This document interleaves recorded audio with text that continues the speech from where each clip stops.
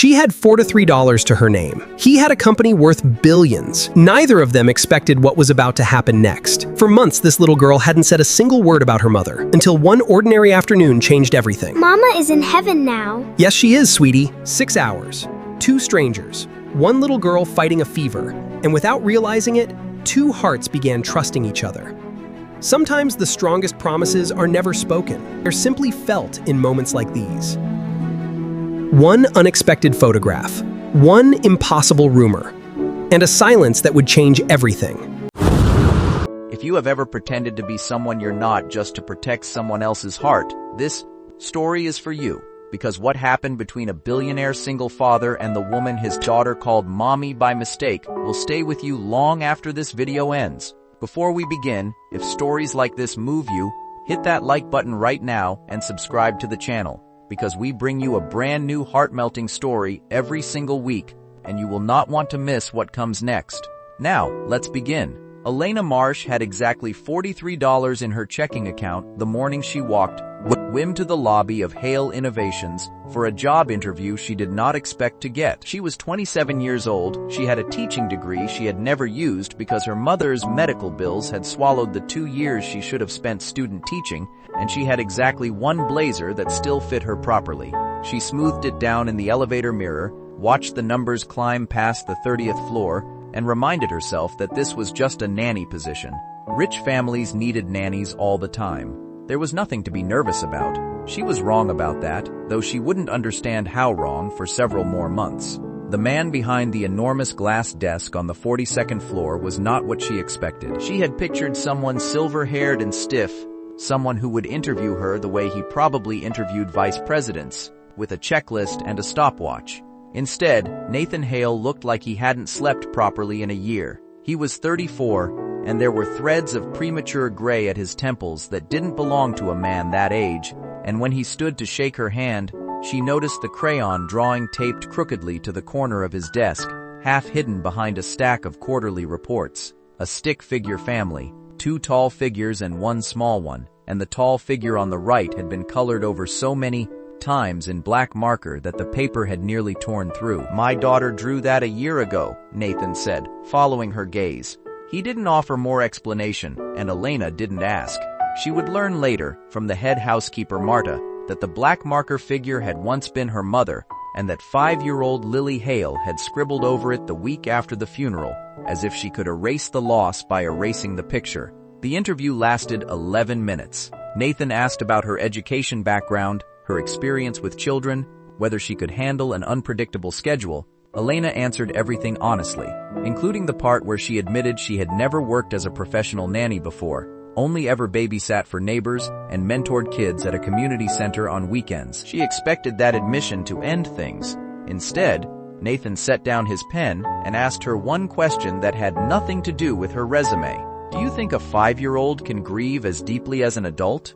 Elena thought about her answer carefully before she gave it. "I think children grieve in bursts. They can be devastated for 10 minutes and then ask for a snack like nothing happened. And that doesn't mean the 10 minutes wasn't real. It just means they don't carry it the same way we do, but it's still just as real." Nathan looked at her for a long moment, the kind of look that made her wonder if she'd said something wrong. Then he nodded slowly. "You're hired. You start Monday." She found out only after signing the contract that the position was not simply nanny.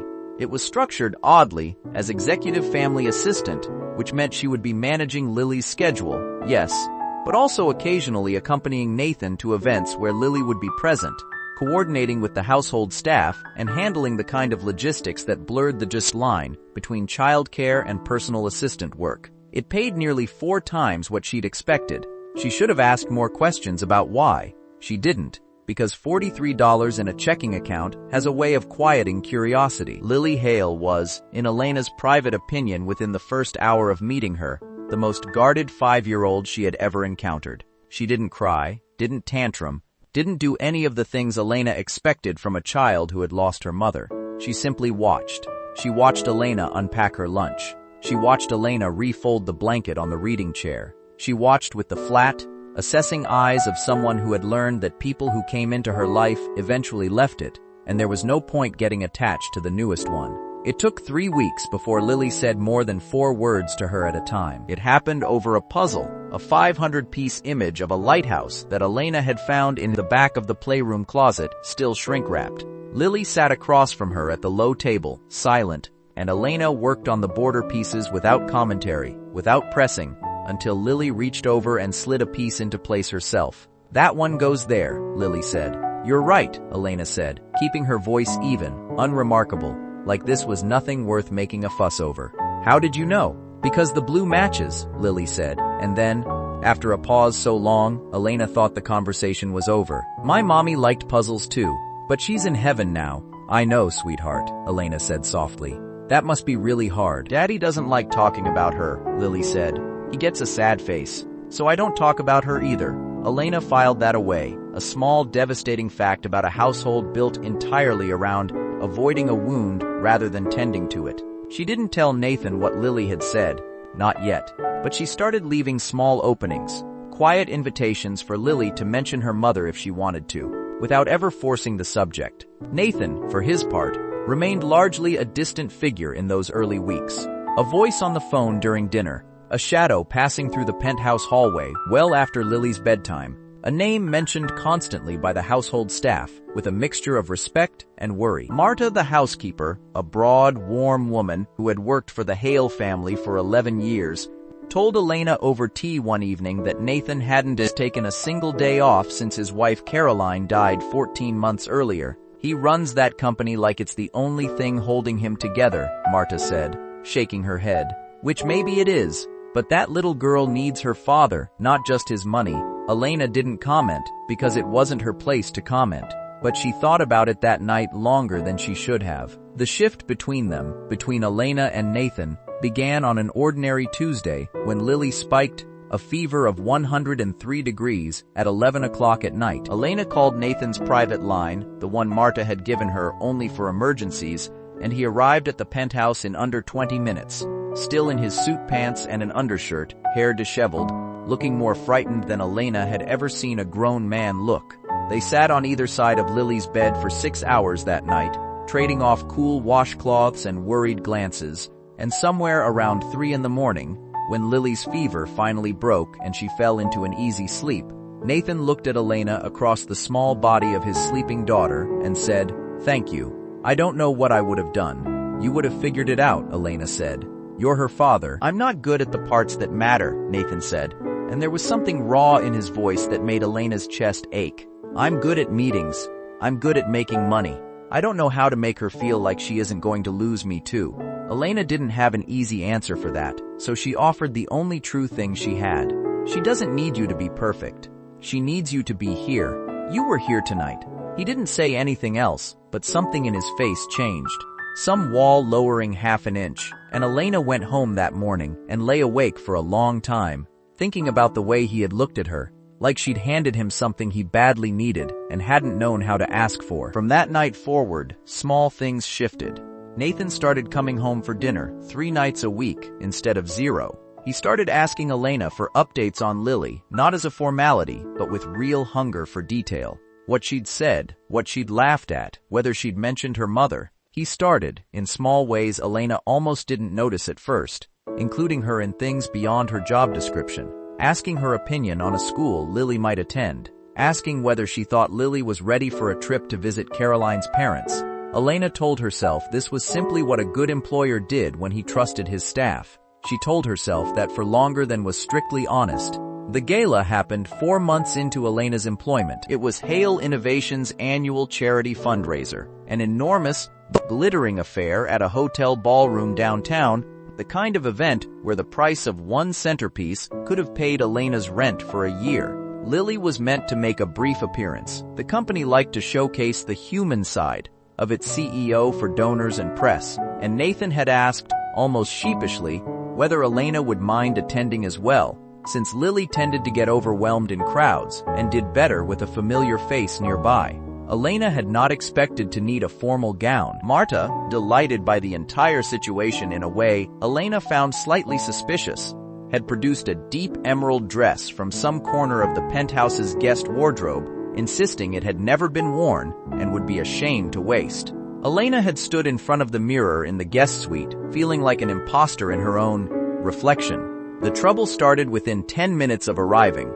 Lily, overwhelmed by the noise and the flashing cameras exactly as predicted, had reached for Elena's hand instead of her father's, gripping it tightly and pressing her face into Elena's side. Nathan, noticing his daughter's distress, had instinctively placed his hand at the small of Elena's back to guide the three of them toward a quieter corner of the room, a gesture so natural, so unconsidered, that neither of them registered how it looked until the photographer from the chorty lifting his camera. By the time they reached the quieter corner, a woman Elena didn't recognize, sleek silver dress, sharper smile than seemed necessary, had already intercepted them with a champagne flute and a bright, curious voice. "Nathan, you didn't tell me you'd brought someone." And Lily looked so happy with her. The woman turned that bright smile on Elena.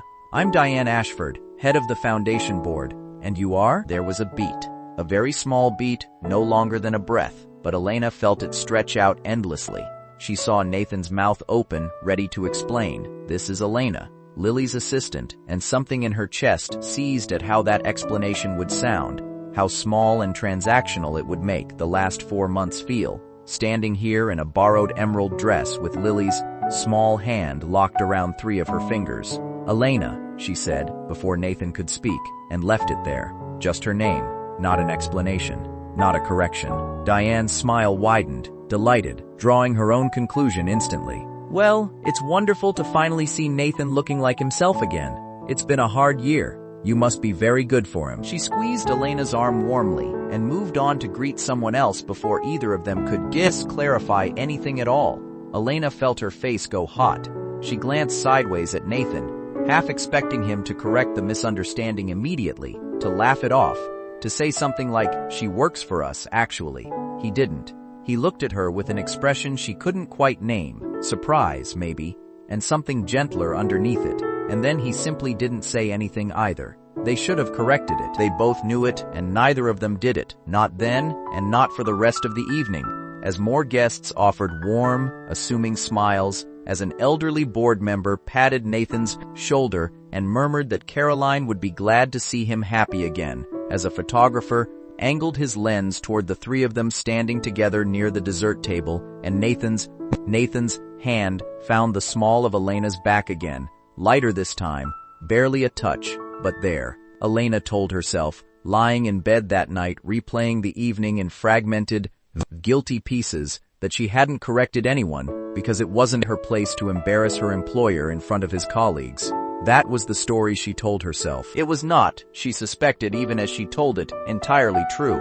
The photograph ran in the city's society column 3 days later. Hale Innovations CEO Nathan Hale steps out with daughter and new companion at Founders Gala. There was no name attached to Elena. The caption simply called her companion, which was somehow worse than if they'd gotten her name wrong entirely, because it implied the paper had asked and been told nothing further. Elena found out about the photo from her sister, who texted her a screenshot with 4 exclamation points and a string of questions Elena didn't know how to answer. She brought the article up with Nathan the next morning, in the kitchen, before Lily woke. She had rehearsed the conversation in her head a dozen times, planning to suggest they issue some kind of clarification, that she was staff, that this was a simple misunderstanding, easily fixed.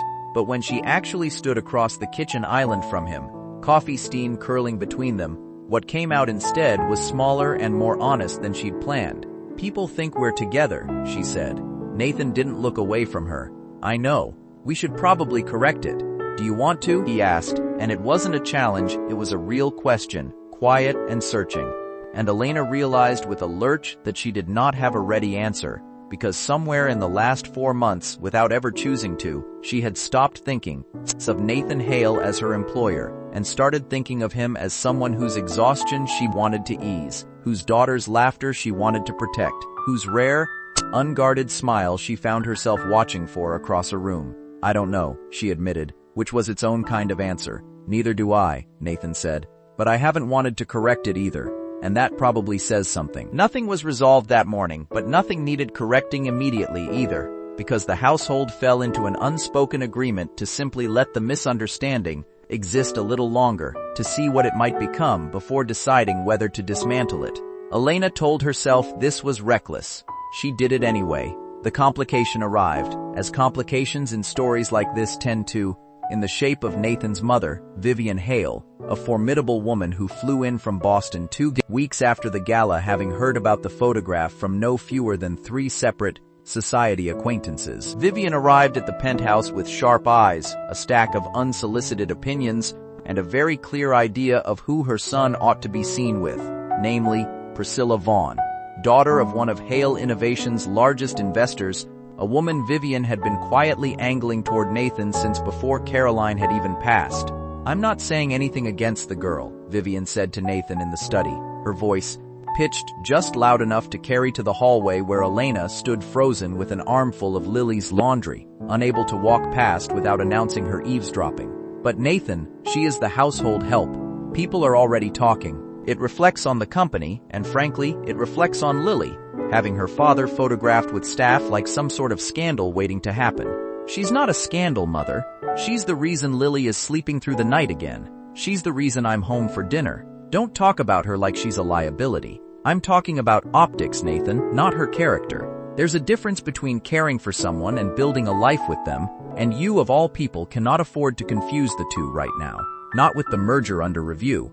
And every reporter in this city looking for a reason to write that Hale Innovations is unstable." Elena set the laundry basket down in the hallway very quietly and walked to her room, feeling something cold settle in her stomach that had nothing to do with the temperature. She had known, abstractly, that a gap existed between her life and Nathan's. She had not fully understood, until she heard it named so plainly, how wide that gap looked from the outside, or how easily she could be filed under liability by someone who had never spoken to her directly at all. For the following week, Elena pulled back. She kept every interaction with Nathan strictly professional, referred to herself once, deliberately, as the staff in front of a business associate who'd stopped by the penthouse, and watched something flicker with hurt across Nathan's face that she pretended not to see. She told herself this was the responsible thing to do, protecting his company, protecting Lily from gossip, protecting her own heart from a story that could only end with her being quietly asked to step aside once the optics resolved themselves.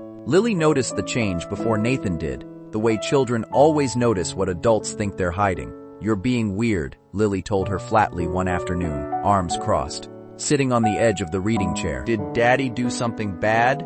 "No, sweetheart. Daddy didn't do anything." "Then why are you being weird like when Mommy got sick and everyone got quiet and pretended things were normal?" The comparison landed like a physical blow. Elena knelt down to Lily's eye level. "I'm not going anywhere, Lily. I promise you that. I'm just figuring some grown-up things out." "Grown-ups are bad at figuring things out," Lily said, with the devastating confidence of a 5-year-old, and went back to her puzzle.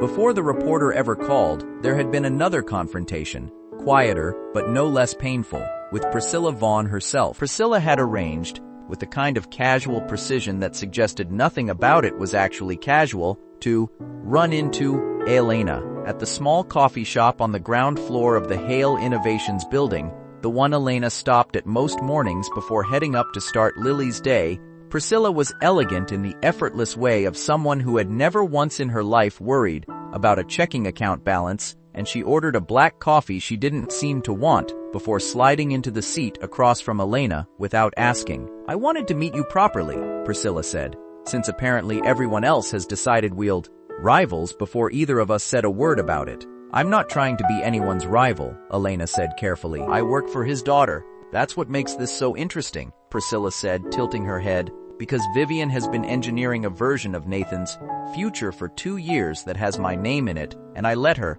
because Nathan is kind and successful and grieving in a way I understood. Having lost my own father young, I thought in time something might grow there naturally, out of shared understanding. And then a nanny walks in, and 4 months later he's photographed at the Founders Gala looking at someone the way he never once looked at me in 6 years of knowing him." She said it without cruelty, more like an observation she found genuinely puzzling. "I'm not here to make this difficult for you. I'm here because I'd like to know if what I'm seeing is real, or if it's just grief and proximity dressed up as something more. Because Lily deserves the difference, even if the rest of us don't." Elena had not expected honesty of that kind, and it disarmed her more than hostility would have. I don't know how to prove it's real to you, she said. I only know that I didn't ask for any of this to happen, and I've spent weeks trying to talk myself out of it because I know exactly how it looks from the outside. But I'm not interested in his money or his name. I'm interested in the fact that his daughter finally sleeps through the night, and that he laughs now, actually laughs, in a way Marta tells me she hadn't heard in over a year before I came. If that's not enough to convince you, I understand, but it's the truth. Priscilla studied her for a long moment, then let out a short, rueful laugh and stood, leaving her untouched coffee on the table. For what it's worth, I believe you, which is inconvenient, because it means Vivian's plan was never going to work regardless of what I did. She paused at the edge of the table. Be careful with her, though. Vivian doesn't lose gracefully, and she has never once needed to try. That conversation lingered with Elena far longer than she expected. Not because of any lasting rivalry, Priscilla, true to her word, quietly stepped back from Vivian's matchmaking entirely and would later become, unexpectedly, one of the more genuine guests at Elena and Nathan's wedding, but because it forced Elena to answer a question she had been avoiding, whether what she felt for Nathan was real, examined in daylight, or only real in the soft, forgiving hours after midnight when a fevered child slept between them. She decided, sitting alone in that coffee shop after Priscilla left, that it was real. That decision made everything that came afterward, the reporter's call,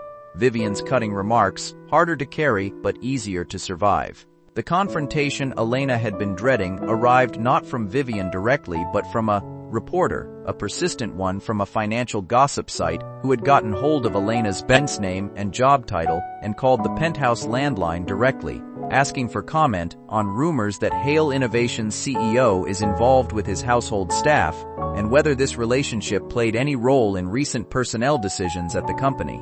The implication, ugly and unfounded, that Elena had somehow used a personal relationship for professional gain made Elena's hands shake as she hung up the phone. She found Nathan in his study that evening and told him everything. The reporter's questions, Vivian's comments she'd overheard, the growing dread that she had become, without meaning to, a genuine problem for him, rather than the help she'd been hired to be. I think I should resign, she said, the words tasting like ash even as she said them. Before this gets worse, before it hurts Lily, or the company, or you. Nathan stood up from his desk so fast his chair rolled back and hit the bookshelf.